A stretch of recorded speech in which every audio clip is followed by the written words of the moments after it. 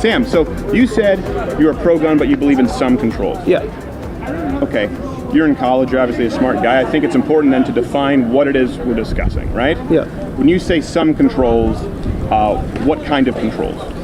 Controls that actually, you know, a lot of Americans, when they're trying to get a license for guns or they're trying to purchase guns or whatever, they should be able to document it, and not with paper, but with machine documentation.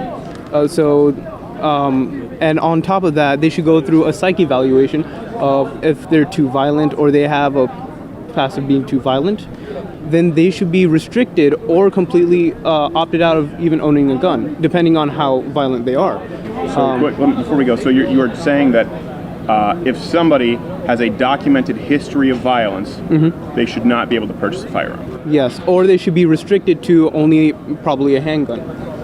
Okay, well that's interesting. I'd like to go back to that. Do you mind holding the mic a little closer? Sorry, because everyone's getting loud here.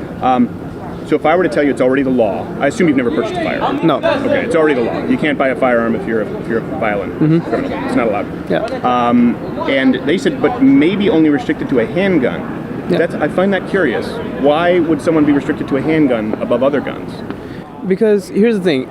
Again, every American has a right to own a firearm, and that's the Second Amendment. We cannot change that. We cannot take that away from them. Sure. And that's something we should always protect. I appreciate that. But demoting them down to, let's say, a handgun, that doesn't take away the fact that, hey, maybe someone might come into their house and, might steal something or might affect their family or whatever. And just because they're a criminal doesn't always mean they're just, like, always going to be violent and all that stuff.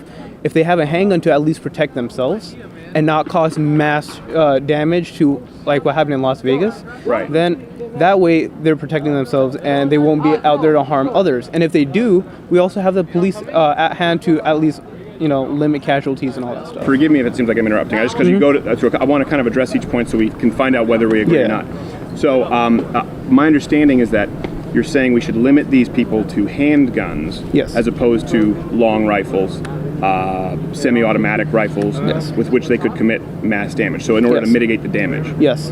What if I were to tell you that unequivocally, it's not even close, the vast majority of mass shootings take place with handguns? Well, again, people put modifications on their guns, and I understand that a lot of mass shootings also happen with handguns. No, most. Almost nearly all, statistically. Yeah, but I also think that, actually, let me step back a bit. Okay. And where I'm pulling this idea of handguns is, there was an article I read about someone creating a handgun that only registered to yours, like, biometrics. Have you heard of it? Yes, I have. It's a disaster, but yes, continue. It is a disaster, but the reason I'm touching on that is because it's a really good idea. And the NRA, which I kind of have a problem with right now, is not letting us research guns, in a sense, or making them completely safe. As from what I understand, I'm not too educated on what the NRA is doing right now. It's just probably conduct more research on guns than anyone in the country. Yeah. And they always find a way to, like, make sure there's no gun controls going on and all that stuff. But let's say people are able to put modifications on their guns, which of course should be completely unallowed, no matter what. Like bump stocks. There's also this. What is a bump stock? A bump stock is basically if you fire a gun, that thing just bounces back. There's also a needle in which you can put in your guns, where if you pull the trigger, it constantly forces your finger back, so it's kind of like an automatic rifle. Right. And that's, of course, should be illegal as well. And going back to why I'm saying demote people to handguns, yes, they're almost all mass shootings are committed with handguns.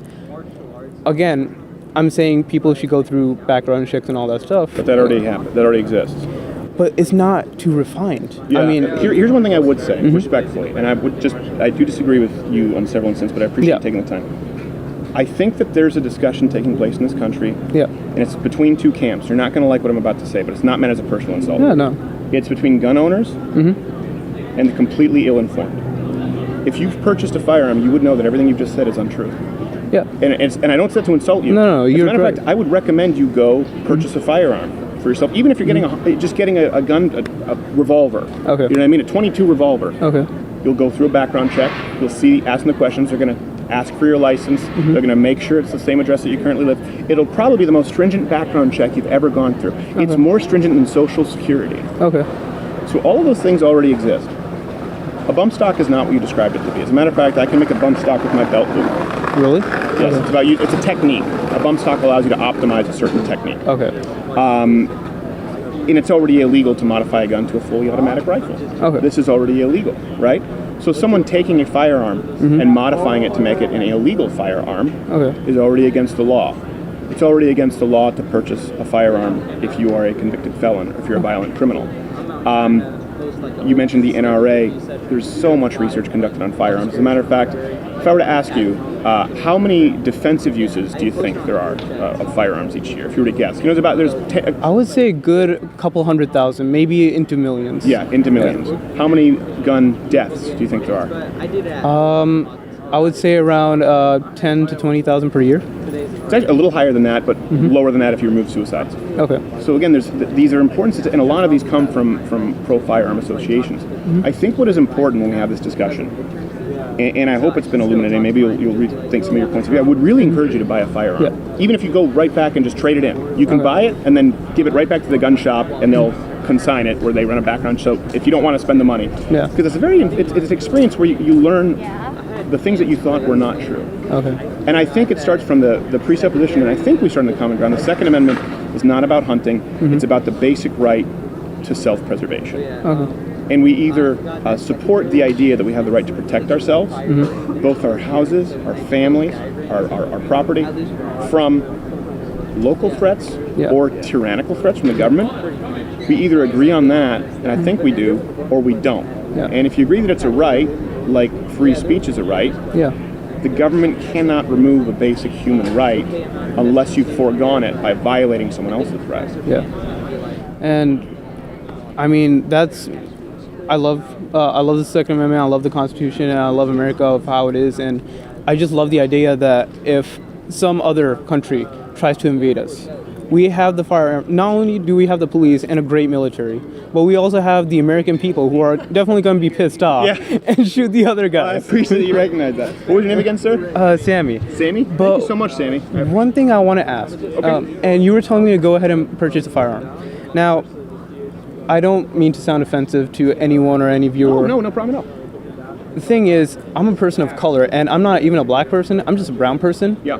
And the stereotype I'm always presented is I'm basically a terrorist, just by my skin color, right? No one knows my background and all that stuff. And I've come from a very conservative location back in Florida. Sure.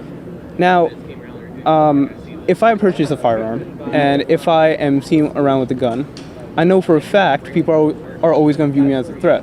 Well, first off, no one's saying you don't need to carry it around out in the open. Yeah. You legally can now in Texas, but concealed carry, open carry, that's further on down the trail. Isn't it wonderful that there are horrible racist assholes out there, right? Who might look at you a certain way because of the color of your skin and think that you're a terrorist. Yeah. Isn't it wonderful that that doesn't affect your rights? Yeah, that's completely amazing. Yeah. It doesn't affect, because guess what? That background check doesn't matter. If you haven't committed a crime, you have the same rights as that racist asshole down the street. Yeah, definitely. And that's the only thing is, we either have to agree on the freedom of the right for all of us to protect ourselves, or we don't. And I can't imagine what it's like. I'm sure you've dealt with racist encounters your whole life, and it's always sad to hear. But again, that doesn't dictate policy. And I would look at that and say, hey, isn't it great that despite what one individual thinks, it doesn't affect your rights as an American citizen? And that's the beauty of blind justice. And if you give that authority to the government, or if you give that authority to an individual or a committee, guess what? It just takes one of those racist people to make that decision for you, or vice versa.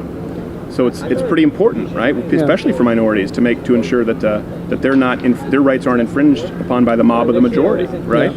I don't think that anyone should be able to vote that brown people can't have guns any more than I think no one should be able to vote that anyone here can't have guns. Yeah, but it's also let's say I'm going to defend myself at home with the gun I've purchased and all that stuff, and I happen to shoot the intruder. Yeah. I don't know if he's a threat or not. Now, here comes the main problem as to why I personally won't buy a gun. Though I love guns, I won't buy a gun. If that gets out into media, I'm a brown person with a gun that killed an intruder. Yeah. Now, in that scenario already, I'm already gonna be classified as someone who's, again, very violent and all that stuff. But I don't necessarily know if that's true. What are you studying? Me? Yeah. I'm a computer engineer. Computer engineer. Yeah.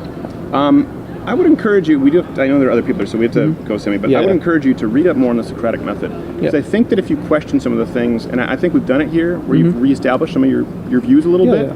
I think if you question some of the premises of your positions here, you'll realize they're not necessarily true.